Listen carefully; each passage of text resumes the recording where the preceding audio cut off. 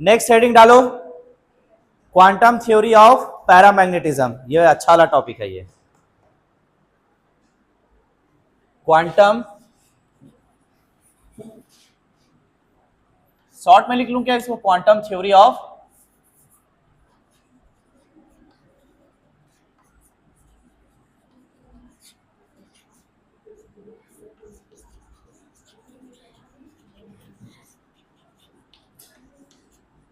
Quantum theory of paramagnetism. ठीक है, ये पढ़ना है अपने को, ये इंपॉर्टेंट है, ध्यान से समझना।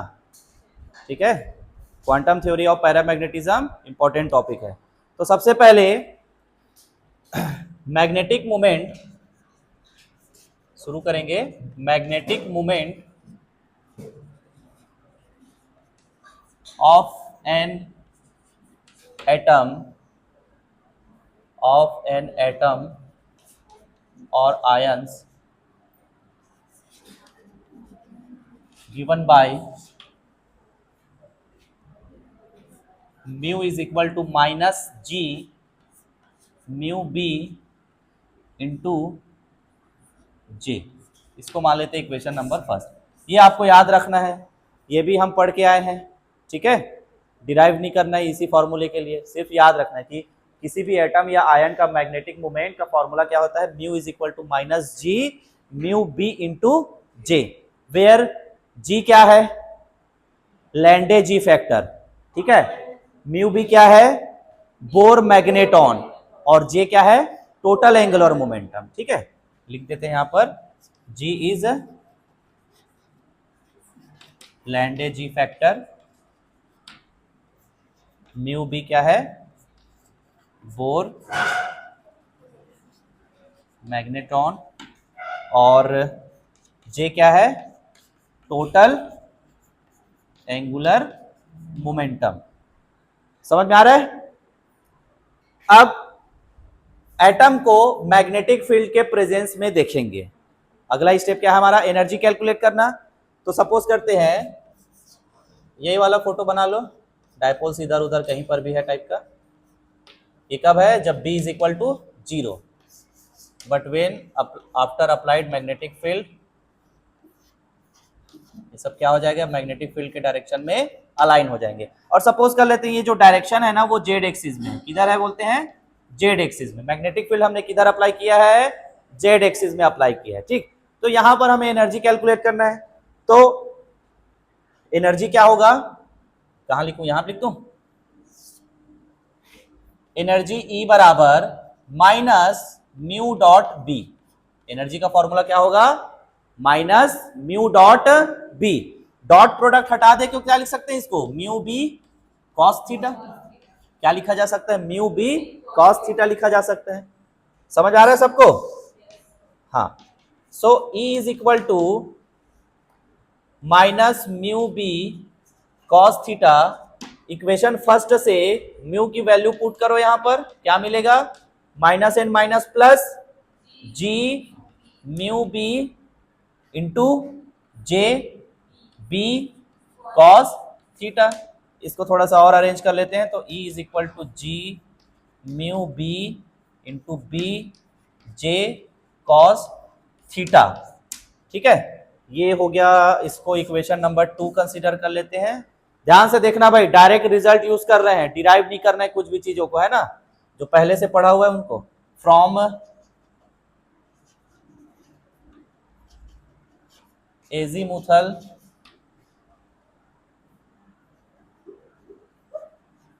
मैग्नेटिक नंबर एम जे, या इसको कैपिटल एम जे भी लिख सकते हो, बराबर होता है क्या, बराबर होता है J cos theta. And we know that cos theta की मिनिमम वैल्यू -1 हो सकती है और मैक्सिमम वैल्यू +1। ठीक है, तो यहां पर +1 और -1 को डाइपोल्स मैग्नेटिक फील्ड के डायरेक्शन में अलाइन हुआ और अलाइन नहीं हुआ, यानी कि एंटी अलाइन, उस तरीके से डिस्क्राइब किया जाता है +1 और -1 को। तो उतना नहीं जाना है डीपली, अपने सिंपली यहाँ पे लिख देते हैं प्लस माइनस जे लिख लेते हैं। तो देखो एम जे बराबर क्या लिख सकते हैं हम, प्लस माइनस जे, है ना, इन जनरल जे ही लिखेंगे, क्या लिखेंगे, and possible values of 2 M J क्या होगा, पॉसिबल वैल्यूज mj का 2j प्लस 1, ये होता है। समझ में आ रहा है? ठीक, तो ये वाले को हम इक्वेशन नंबर 3 कंसीडर कर लेते हैं। यहां यूज करेंगे इक्वेशन 2 में, तो j cos थीटा बराबर क्या लिख लेंगे? सीधा mj। j cos थीटा बराबर क्या लिख लेंगे? mj लिख लेंगे। So from equation second E is equal to कितना हुआ? g mu b into b m j। ये मान लेते हैं इसको इक्वेशन नंबर 4। यहां तक क्लियर है सबको? बन जाएगा? नोट करो। हो गया? ई तक लिख लिए इक्वेशन नंबर 4। तो देखो हम क्या पढ़ रहे हैं? क्वांटम थ्योरी पढ़ रहे हैं। तो जब हमने ये सब सेटअप लगा के एनर्जी कैलकुलेट कर लिया यहां तक, तो एनर्जी के बाद अब क्या ज्ञात करेंगे? क्या फाइंड आउट करेंगे? स्टेट। क्या बताएंगे? State. Now at thermal equilibrium,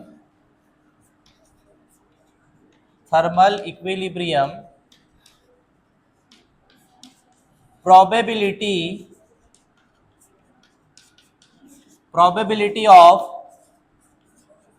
occupation of a states given by state is given by Boltzmann distribution। Boltzmann distribution पढ़े कि नहीं पढ़े? ठीक है, तो प्रोबेबिलिटी P बराबर लिखोगे capital P। Probability P is equal to क्या लिखेंगे? बोलो, e to the power minus e upon के T upon z, where z is a partition function. z क्या है? Partition function. पढ़े ना स्टैटिस्टिकल मैकेनिक्स में। ठीक, तो देखो बोल्ट्जमैन डिस्ट्रीब्यूशन के थ्रू जो है हम लोग स्टेट्स फाइंड आउट कर रहे हैं। ठीक है, तो यहाँ mj लिख लेते हैं ऑफ mj करके, या सिंपली p भी लिखोगे तो भी चलेगा। ठीक है, यहाँ पे e का वैल्यू पुट करें। e बराबर क्या है? इक्वेशन 4 से कैपिटल E बराबर minus g mu b into capital B, फिर क्या है? mj अपॉन के टी अपॉन z। इसको कंसीडर कर लेते हैं इक्वेशन नंबर 5। यहां तक सबको समझ में आया? ये बोल्ट्जमैन डिस्ट्रीब्यूशन है। ठीक है, हाँ, ये Boltzmann distribution e to the power minus e by K T upon z। e का वैल्यू पुट कर दिए यहाँ पे। क्लियर है यहां तक सभी को? नाउ अब हम पार्टीशन फंक्शन को डिफाइन करेंगे। z आया है ना, तो किसको डिफाइन करेंगे? Define z। तो ये क्या होगा? z बराबर क्या होता है? Summation e to the power, कैसे लिखते हो रे? माइनस बीटा इंटू ई करके नहीं लिखते थे? वेयर बीटा मतलब 1 अपॉन के टी। याद करो, है ना? इसको ऐसे लिखेंगे माइनस ई अपॉन के टी। फिर से ई का वैल्यू पुट करोगे यहाँ पे, तो z बराबर क्या होगा? समेशन, देखो यहां समेशन में ये ऐसा है ना, mj, where mj is equal to minus j to plus j। ध्यान रखना, समेशन में क्या रहेगा? Summation over mj minus j to plus j। ठीक, तो बार बार नहीं लिखेंगे इसको, आखिरी में लिख देंगे। तो z इज इक्वल टू हो जाएगा summation e to the power minus है ना, minus g mu b into b, फिर क्या है? mj अपॉन के टी। Equation 6, equation number 6। कुछ नहीं किए हैं, p निकाले हैं, p के बाद z को डिफाइन किए हैं और e का वैल्यू पुट कर दिया गया है, एनर्जी का वैल्यू। कुछ हुआ है क्या एक्स्ट्रा? यहाँ पे नहीं हुआ है। ठीक है, नेक्स्ट यहां से जो g म्यू b जो है उसको कुछ मान लेते हैं और अपॉन के टी को x के बराबर रख देते हैं। mj रहेगा, ठीक है।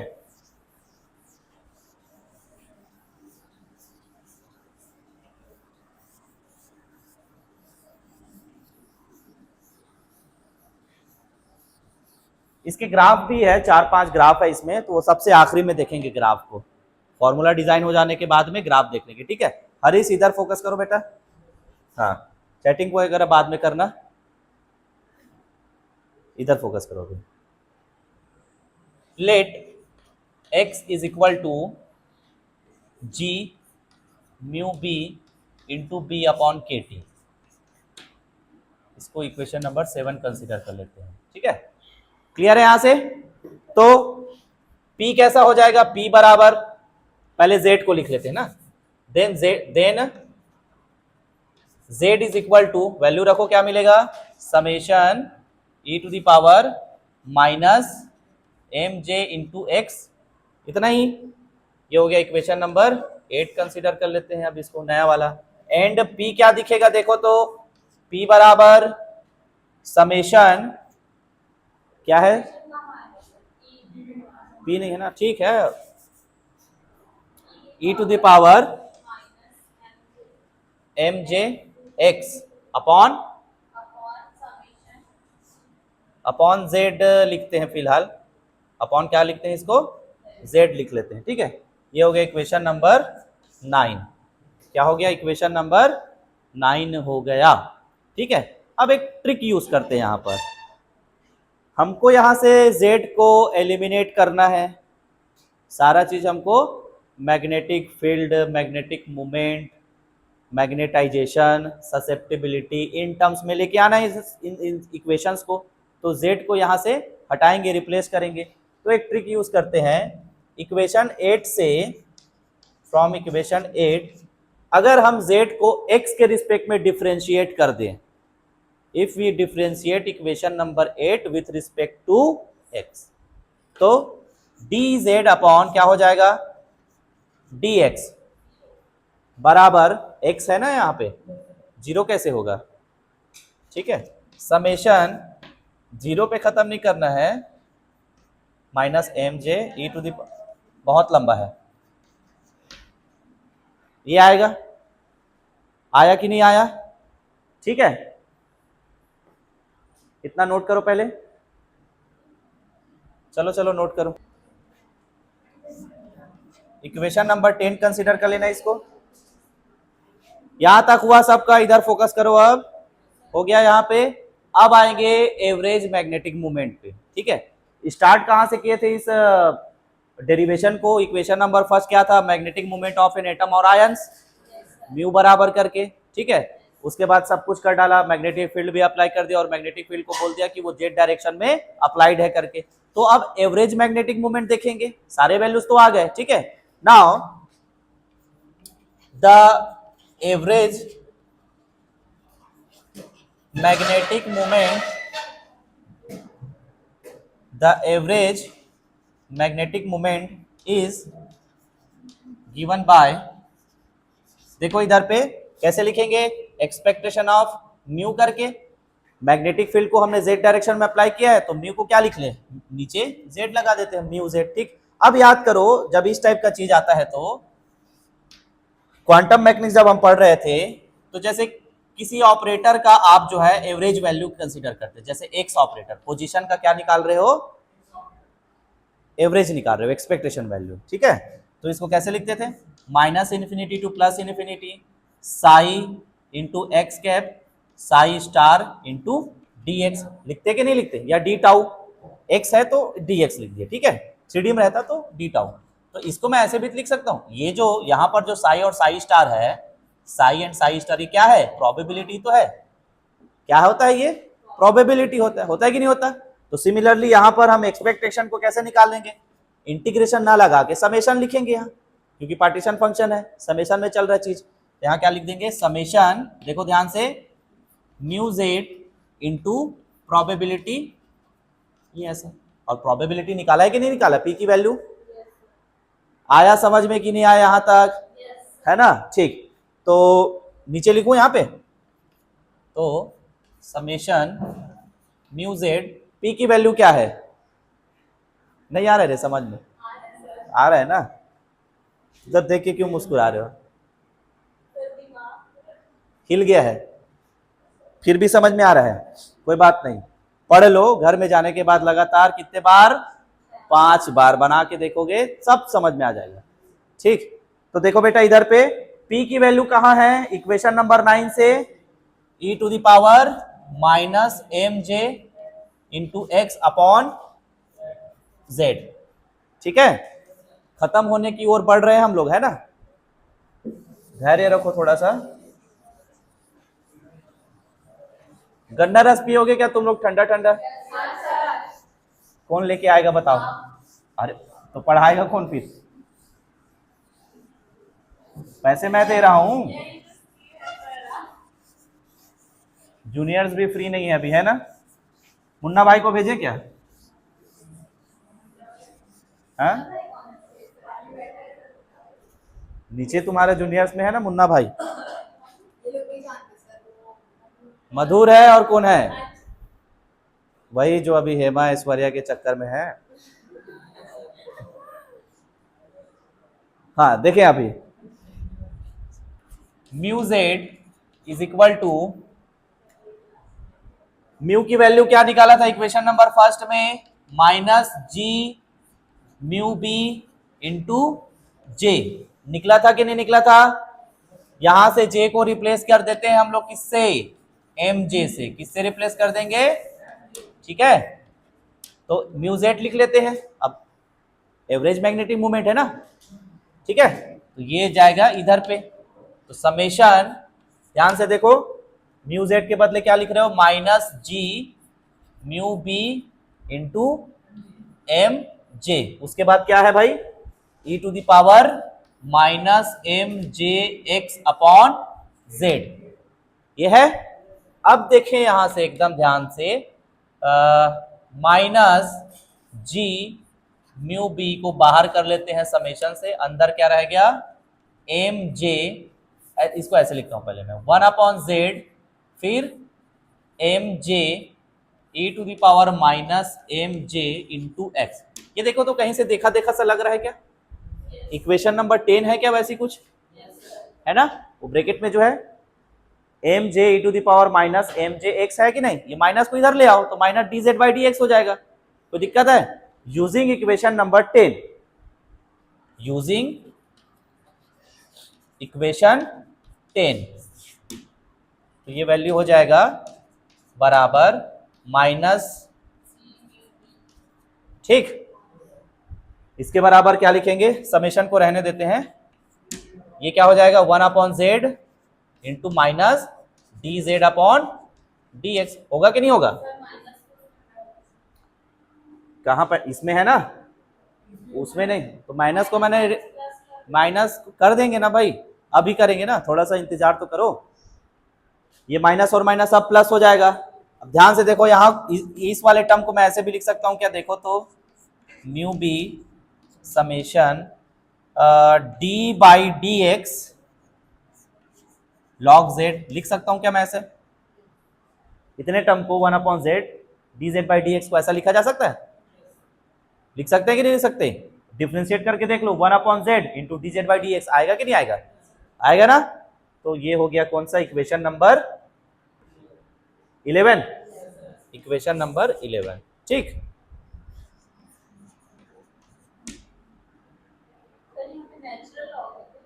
हाँ, तो पता नहीं मेरे को, ये एल एन को नेचुरल लॉग बोलते हैं या एल ओ जी नीचे में 10 लगा के, कौन सा वाला? इसको नेचुरल बोलते हैं ना। और एल ओ जी वाला, एल ओ जी, एल ओ जी को क्या बोलते हैं? सिंपली लॉग, 10 बेस वाला लॉग बोलते हैं उसको, ठीक।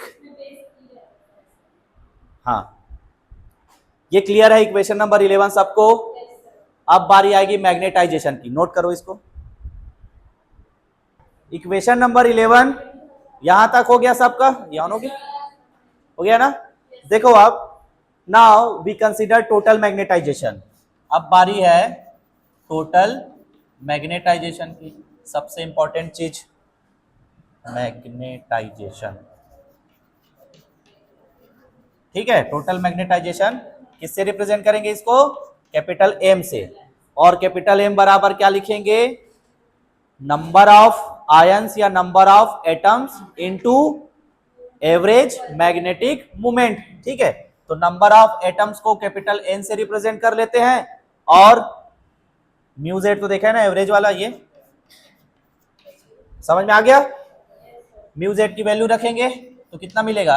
एन जी, यहां से समझो ये अब खत्म होने ही वाला है ये, है ना, यहां से समझो एन जी म्यू बी, फिर क्या है? Summation d by d x log Z. इसको मान लेते हैं इक्वेशन नंबर 12। ठीक है, अब वापस आएंगे पार्टीशन फंक्शन पे। किस पे आएंगे?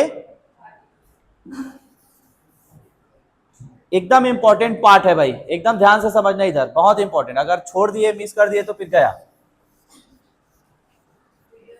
हाँ, इसका मतलब ये नहीं है कि यहाँ क्लास में फोकस ना करें, नहीं क्या? मोबाइल चला लो तुम, कोई भी जिसको भी मन नहीं है।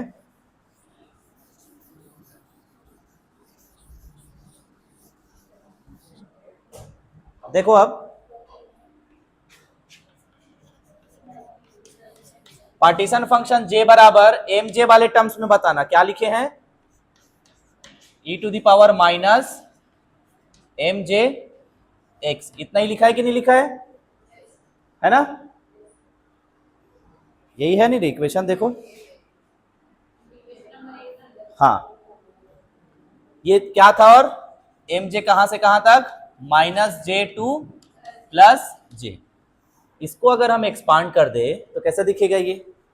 माइनस जे से प्लस जे एक्सपांड कर रहे हैं तो कैसे दिखेगा? माइनस माइनस कितना हो जाएगा? प्लस। एम जे के बराबर क्या लिखोगे? जे लिखोगे सिंपली। फिर अगला स्टेप आएगा, अब डायरेक्ट प्लस जे में तो नहीं जाओगे, इन दोनों के बीच में भी तो बहुत सारे होंगे। ठीक है, तो e to the power j minus one into x and plus so on plus e to the power minus, अब प्लस जे रखोगे तो माइनस और प्लस कितना? जे एक्स, ऐसा ये चलेगा। ये है जियोमेट्रिक सीरीज। कौन सा सीरीज है? जियोमेट्रिक सीरीज है। तो e टू द पावर में आ गया आयोटा थीटा या e to the power theta वाला रे, साइन कॉस में कन्वर्ट कर सकते कि नहीं कर सकते? आई रहता तो सिंपली साइन और कॉस में जाता, आई नहीं है यहाँ आयोटा, तो हाइपरबोलिक में जाएगा। साइन हाइपरबोलिक कॉस हाइपरबोलिक जाएगा कि नहीं जाएगा? ठीक है, यहां तक में किस में जाएगा? साइन हाइपरबोलिक और कॉस हाइपरबोलिक। तो इसको हम लिख लेते हैं इतने को साइन हाइपरबोलिक 2j प्लस 1। याद रखना है आपको, ध्यान से देखना, याद रखना है आपको, sine hyperbolic 2j plus 1 x upon 2, ठीक है, upon sine hyperbolic x upon 2। ये जियोमेट्रिक सीरीज को कैसे लिखोगे? Sine hyperbolic 2j plus 1 into x by 2 upon sine hyperbolic x by 2। ठीक है, क्लियर यहां तक सभी को? ये किसकी वैल्यू है? z की वैल्यू है। हमें क्या चाहिए इक्वेशन 12 में? log z चाहिए। क्या चाहिए? log z चाहिए। तो दोनों साइड टेकिंग लॉगरिथम, ले ले लॉगरिथम, तो log z बराबर क्या होगा? ये log का फॉर्मूला क्या होता है? log x upon log x upon y के लिए log x minus log y लिख सकते हो कि नहीं? तो ये ब्रेक कर दी इसको। अब log sine hyperbolic 2j plus 1 x upon 2, फिर क्या हो जाएगा? Minus log sine hyperbolic x by 2 होगा। अब क्या चाहिए? d बाई डी एक्स चाहिए log z का, यानी कि log z को डिफ्रेंशिएट करेंगे विथ रिस्पेक्ट टू x, तो क्या हो जाएगा? ये d by d x of log z। देखो अब इधर करें, यहां छोटा सा दिखा दूं क्या? d बाई डी एक्स लिखा है और यहां लिखे हो आप साइन हाइपरबोलिक एक्स, ऐसा है। इसका डिफ्रेंशिएशन क्या होगा? लॉग में ले लेते हैं ना, इसमें ले इसको लॉग साइन हाइपरबोलिक एक्स, तो क्या होगा? लॉग का क्या होता है? जैसे लॉग एक्स रहता है तो 1 अपॉन एक्स, उसके बाद dx बाई डी एक्स लिखते हो, है ना?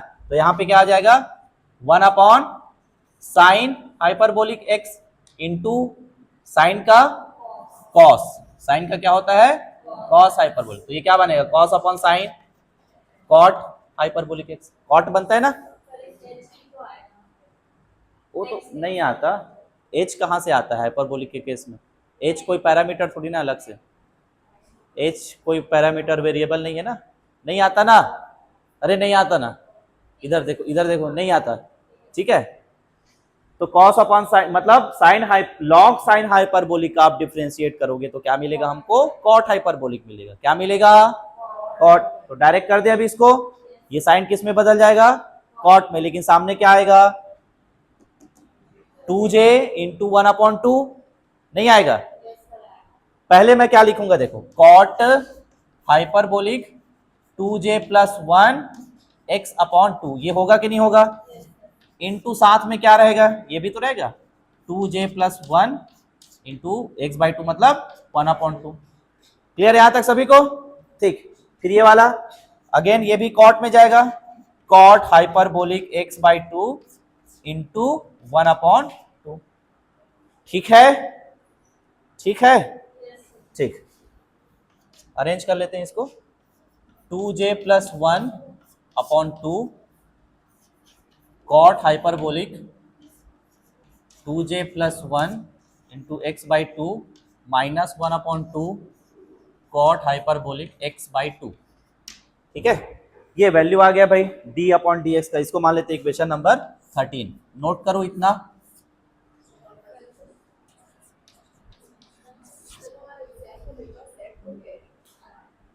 हम इक्वेशन नंबर 12,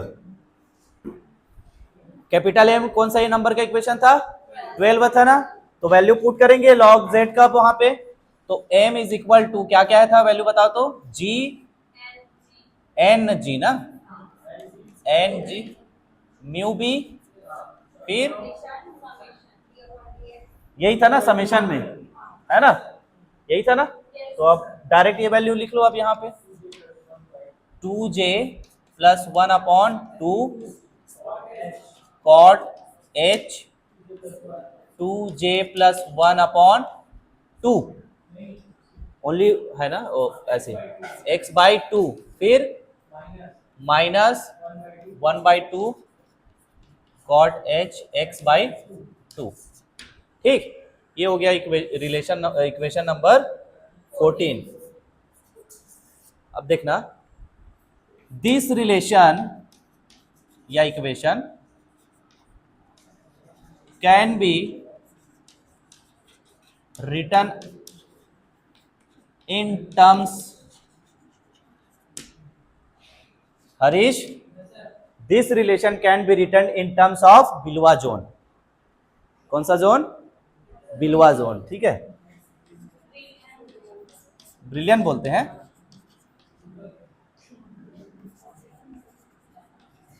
ठीक है, clear, that means m is equal to n g mu b, देखो ध्यान से j into b j of x, ऐसे लिखोगे इसको, यानी कि j इंटू बी बराबर हमने क्या लिख लिया, ये पूरा कॉट वाला टर्म, ये यहां पे नोट ऐसे डाल देते, ठीक है, कॉट वाले टर्म को लिख लिया किसके बराबर j into b of x के बराबर, क्लियर है, ठीक। ये हो गया इक्वेशन नंबर 15। अब कुछ एग्जाम कर लेते हैं, for small x cot hyperbolic x is equal to 1/x plus x by 3 ये लिख सकते हैं, and then and b j of x बराबर लिखेंगे j प्लस 1/3j, ध्यान देना इंटू x, ये काम का चीज है यहां पर, इधर देखो सभी bj बराबर क्या लिखोगे j plus 1/3j into x, j plus 1/3j into x, ये काम का चीज है, इसको याद रखना है आपको, दिस इज इक्वेशन नंबर 16। तो अब इस b की वैल्यू को यहां पुट कर देंगे, है ना इक्वेशन नंबर 15 में, ठीक है, यहां तक नोट करो।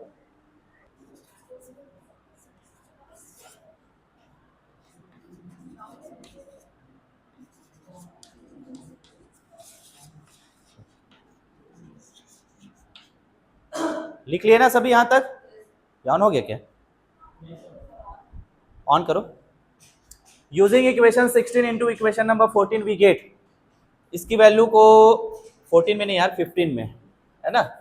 इक्वेशन 15 में देखो क्या बनेगा फिर, m is equal to N g mu B into J, फिर b की वैल्यू क्या है ये वाला, j इंटू जे प्लस 1 अपॉन 3j इंटू क्या है x। अब कौन कैंसल आउट होने के लिए दिख रहा है, लेकिन नहीं काटना है, नहीं काटना है इसको, ठीक है?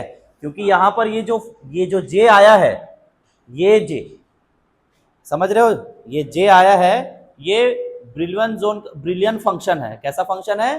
ब्रिलियन फंक्शन है, इसलिए इसको काटना नहीं है, ध्यान रखना। किसका फंक्शन है? बिलवा का फंक्शन है, ठीक है? किसका फंक्शन है खुशबू? बिलवा। कोई भी जे कुछ भी, सब फंक्शन है एक दूसरे का, काटना नहीं है। नहीं नहीं, अभी एंगुलर टोटल एंगुलर मोमेंटम को ब्रिलियन फंक्शन के एक रिस्पेक्ट में रिप्रेजेंट कर रहे हैं, ठीक है? तो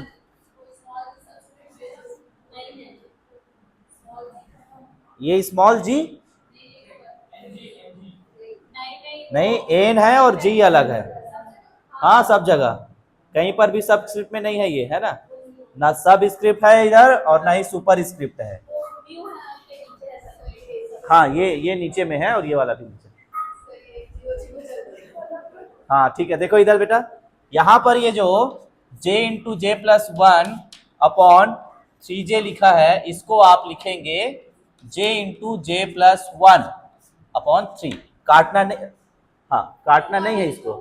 कहाँ हुआ? अगर मैं j और j कैंसिल कर दूं तो यहाँ से j हट नहीं जाएगा, है ना? इसको ऐसे लिखना, काटना नहीं है भाई, ध्यान रखना, ठीक है? वरना तुम्हारा मार्क्स कट जाएगा। तेरा नहीं कटेगा हरीश, मार्क्स कटेगा। राघवेंद्र का क्यों कटवा रहा है तू? इधर तुम अलग ही डायरेक्शन में लेके चली जाती हो।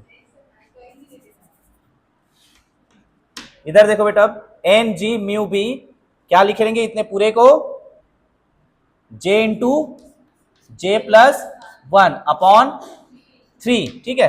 नाउ ये जो x है, हम जानते हैं x बराबर क्या होता है, x बराबर माने हैं ना, क्या माने हैं? g mu B into B upon के टी, ये माने हैं, ठीक? तो देखो अब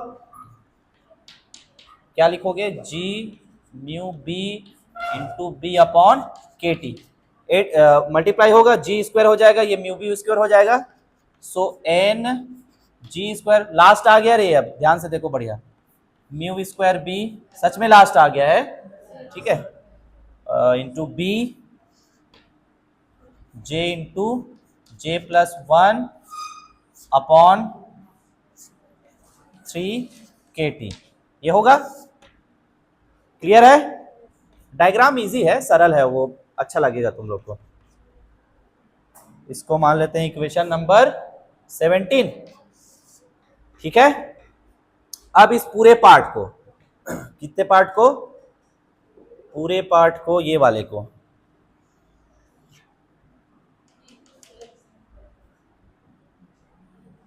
बी को छोड़ के बस, और अपॉन टी को छोड़ के सी मान लेते हैं। इससे क्या मान रहे हैं? सी। क्यूरी कांस्टेंट, सी माने क्यूरी कांस्टेंट, ठीक है?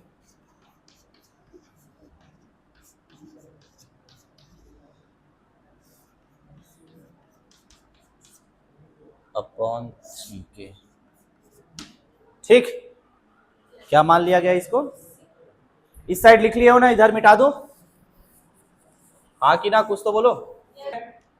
मैग्नेटिक ससेप्टेबिलिटी काई बराबर क्या जानते हैं? M upon b. क्या जानते हैं? M upon b. Equation number 17 को वहां रखोगे तो बी कैंसल आउट हो जाएगा, क्योंकि इधर ऊपर में भी है, वहां पर नीचे में भी है, ठीक है? राघवेंद्र काट डालेंगे इसको, ठीक? तो काई बराबर क्या मिलेगा? काई इज इक्वल टू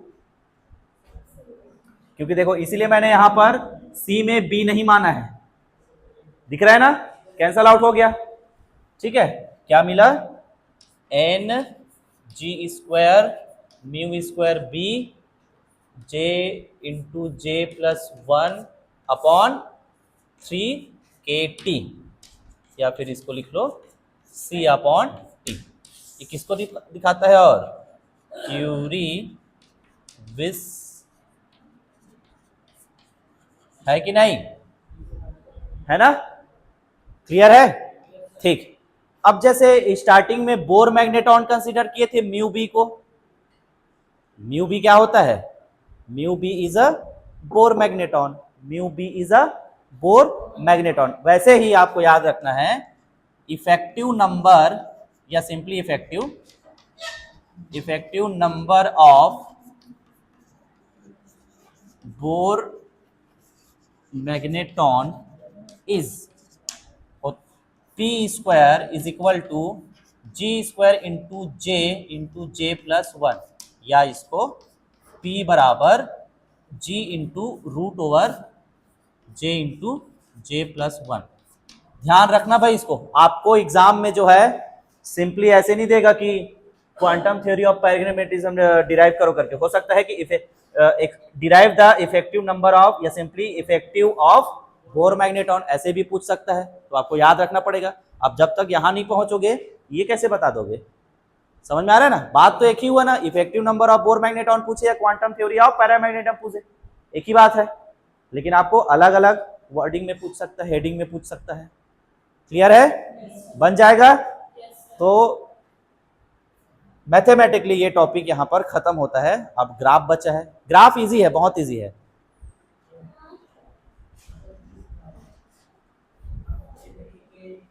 पढ़ाए कि नहीं पढ़ाया इस ग्राफ को, है ना, थोड़ा सा। लैंडे जी फैक्टर बराबर फॉर्मूला क्या होता है, ऑन हो गया, G is equal to 1 plus J into J plus 1, ये नेट लेवल का फॉर्मूला है रे, इधर ध्यान दो सभी, ये फॉर्मूला याद रहा तो तुम्हारा नेट सेट के एग्जाम में काम आता है, सेट के एग्जाम में तो डायरेक्ट आता ही है ना, एल और एस की वैल्यू दे दिया रहेगा, फाइंड आउट जी बोलेगा, 4 ऑप्शन रहेगा, निकाल नहीं लोगे, 1 प्लस जे इंटू जे plus 1 plus S into S plus 1 minus L into L plus 1, यहाँ इन सबको स्मॉल में भी लिख सकते हो, अपॉन 2J इंटू जे प्लस 1।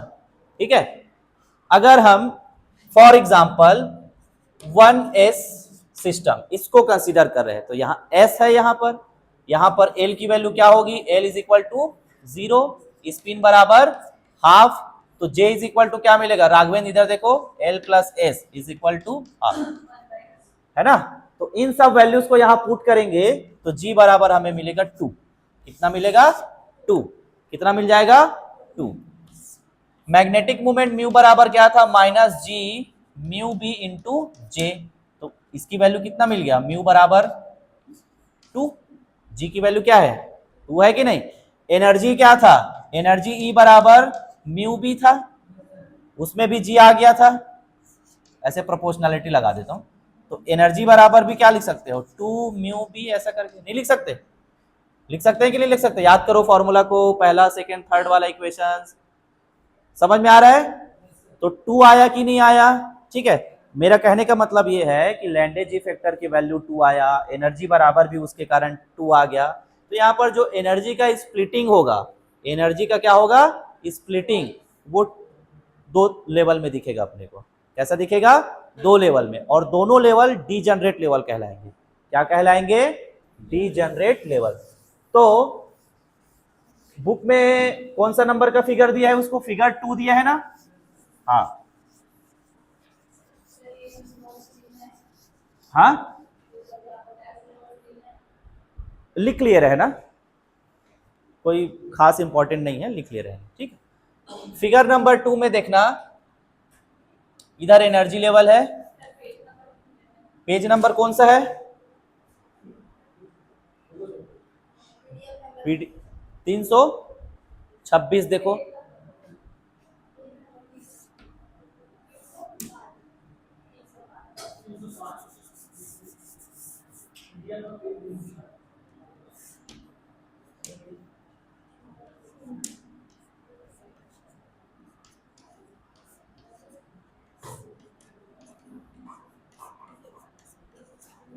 ठीक है, ये फिगर नंबर 2 को रिप्रेजेंट कर रहा है।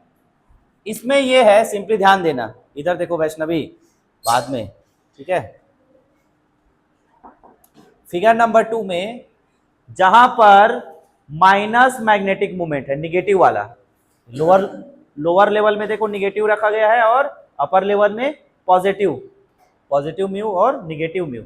तो जो लोअर लेवल वाला जो लिमिट है उसमें बोलोगे कि यहां पर जो डाइपोल्स हैं वो कैसा है, मैग्नेटिक फील्ड के अलाइंड है। कैसा रहेगा, मैग्नेटिक फील्ड के अलाइंड रहेगा। और पॉजिटिव वाला कैसा रहेगा, एंटी अलाइंड। इतना ही लिखना है इसमें, थ्योरी में मिल जाएगा तुम लोगों को नोट्स में। ये क्लियर है, खाली सुन लो कहानी जैसा, ठीक।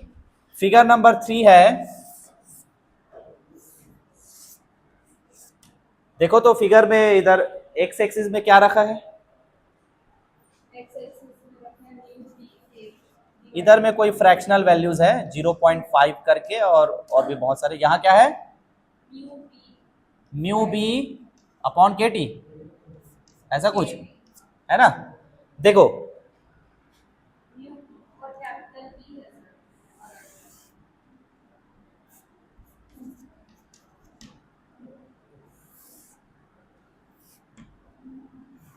इस तरीके से, ठीक। ये ऊपर वाला लोअर स्टेट को रिप्रेजेंट करेगा और नीचे वाला अपर स्टेट को। यहां पे एक्सप्लेनेशन ये है इस फिगर नंबर 3 का एक्सप्लेनेशन कि लोअर स्टेट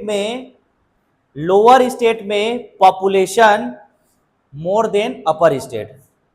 पॉपुलेशन मतलब डाइपोल मोमेंट जो मैग्नेटिक फील्ड के डायरेक्शन में अलाइन हो रहा है ना, वो चीज कि कितने नंबर ऑफ डाइपोल जो है मैग्नेटिक फील्ड के डायरेक्शन में अलाइन है, तो उसको सिंपली एक वर्ड क्या बोलते रहे, पॉपुलेशन।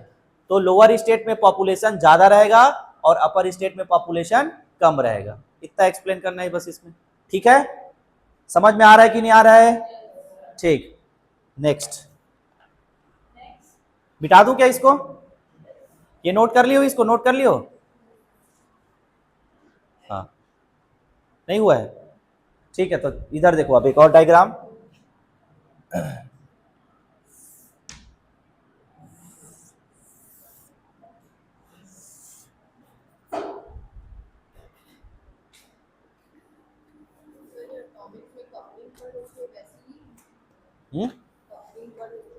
हाँ वैसे ही है। बिल्कुल सही जा रहे हो तुम।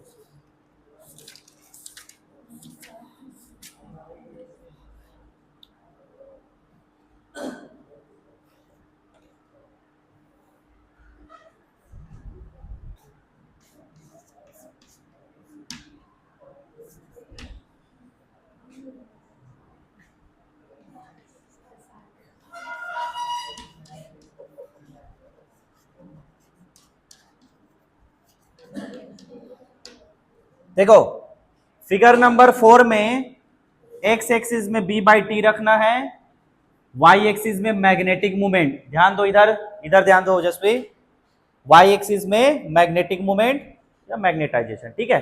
इसके अलग अलग एलिमेंट के लिए अलग अलग ग्राफ बनेगा, कर्व आएगा।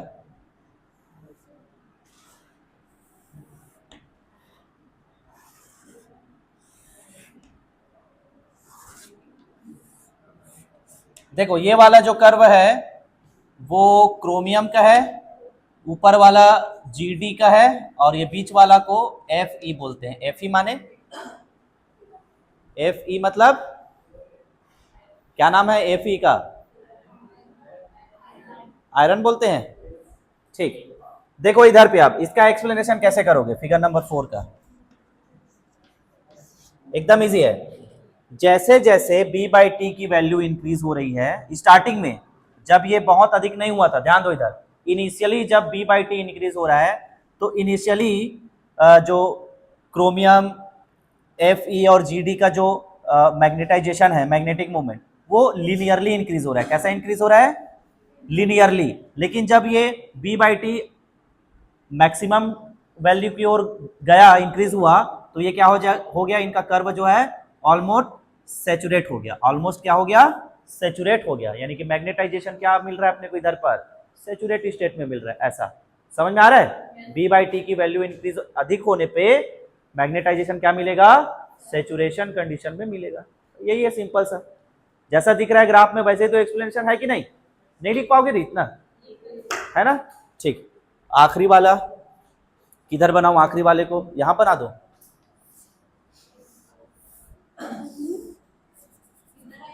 ये आखिरी है बस,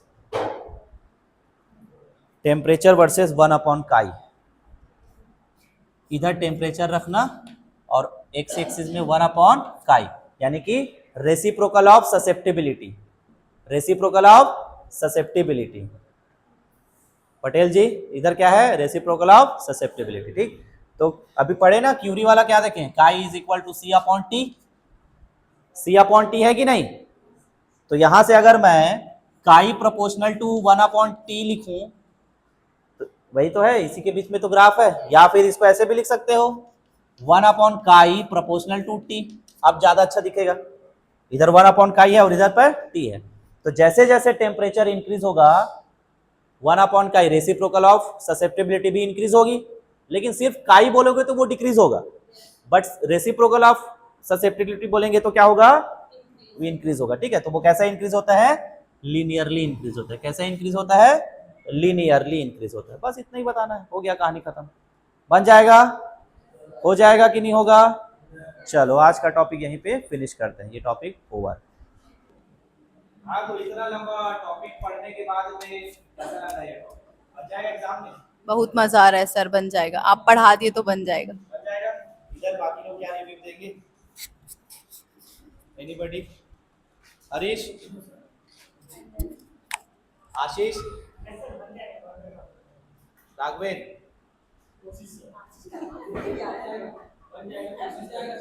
इधर पीछे वाली लड़की, चलो ठीक।